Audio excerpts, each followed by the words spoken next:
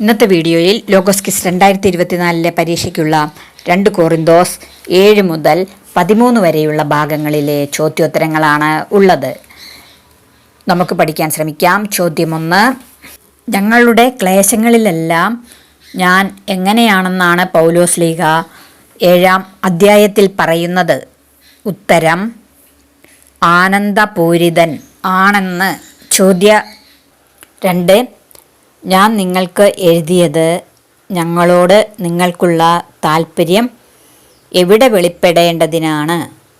ഉത്തരം: ദൈവസന്നിധിയിൽ. ചോദ്യം 3. അല്പം വിതയ്ക്കുന്നവൻ അല്പം മാത്രം കൊയ്യും, ധാരാളം വിതയ്ക്കുന്നവൻ ധാരാളം കൊയ്യും. അധ്യായവും വാക്യവും. ഉത്തരം: 2 കൊറിന്തോസ് 9:6. ചോദ്യം 4. ഈടുറ്റതും ശക്തവുമാണ് എന്ത്? ഉത്തരം: ലേഖനങ്ങൾ. ചോദ്യം 5. ഞങ്ങൾ അതിരുകടന്ന് ആത്മപ്രശംസ ചെയ്യുകയില്ല. എന്ത് ഞങ്ങൾ പാലിക്കും എന്നാണ് പൗലോസ്ലീഹ പറയുന്നത്? ഉത്തരം: ദൈവം ഞങ്ങൾക്ക് നിശ്ചയിച്ചു തന്നിട്ടുള്ള പരിധി. ചോദ്യം 6. കർത്താവിൽ അഭിമാനിക്കട്ടെ ആര്? ഉത്തരം: അഭിമാനിക്കുന്നവൻ. ചോദ്യം 7. ആരെപ്പോലെ നിങ്ങളെ ക്രിസ്തുവിന് സമർപ്പിക്കേണ്ടതിന് ക്രിസ്തുവുമായി നിങ്ങളുടെ വിവാഹ നിശ്ചയം ഞാൻ നടത്തി എന്നാണ് പൗലോസ്ലീഹ 2 കൊറിന്തോസ് 11:2 പറയുന്നത്? ഉത്തരം: നിർമ്മലമായ വധുവിനെ അവളുടെ ഭർത്താവിന് എന്നതുപോലെ. ചോദ്യം 8. ആരെക്കാളും ഒട്ടും കുറഞ്ഞവനല്ല എന്നാണ് പൗലോസ്ലീഹയുടെ വിശ്വാസം? ഉത്തരം: ഈ അപ്പസ്തോല പ്രമാണികളെക്കാൾ ഒട്ടും കുറഞ്ഞവനല്ല എന്ന്.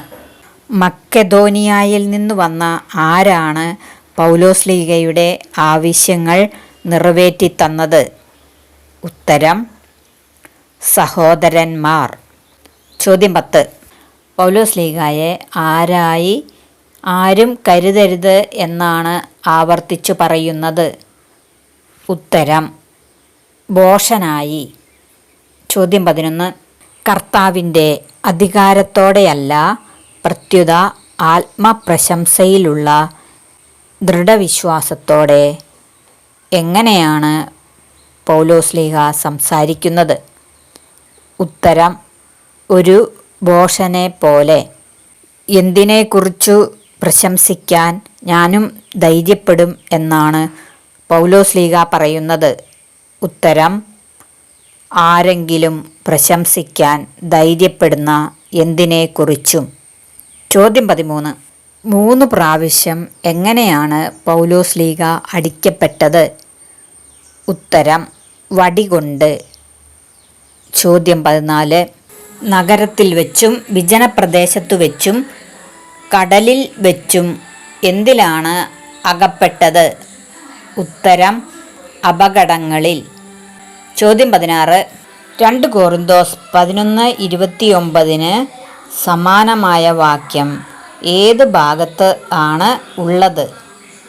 ഉത്തരം: 1 കൊറിന്തോസ് 9:22.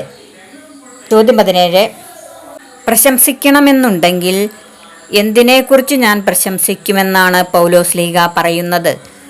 ഉത്തരം: ബലഹീനതകളെക്കുറിച്ച്. ചോദ്യം 18. പൗലോസ്ലീഹ എങ്ങനെയാണ് താഴേക്കിറക്കപ്പെട്ടത്? ഉത്തരം: മതിലിലുള്ള ഒരു കിളിവാതിലിലൂടെ കുട്ടയിൽ. ചോദ്യം 19. 14 വർഷം മുമ്പ് എവിടേക്ക് ഉയർത്തപ്പെട്ട ഒരു മനുഷ്യനെ ക്രിസ്തുവിൽ എനിക്കറിയാമെന്നാണ് പൗലോസ്ലീഹ പറയുന്നത്? ഉത്തരം: 3-ാം സ്വർഗം വരെ. ചോദ്യം 20. വെളിപാടുകളുടെ ആധിക്യത്താൽ അധികം ആഹ്ലാദിക്കാതിരിക്കേണ്ടതിന് എവിടെയാണ് ഒരു മുള്ള് നൽകപ്പെട്ടിരിക്കുന്നത്? ഉത്തരം ശരീരത്തിൽ. ചോദ്യം 21.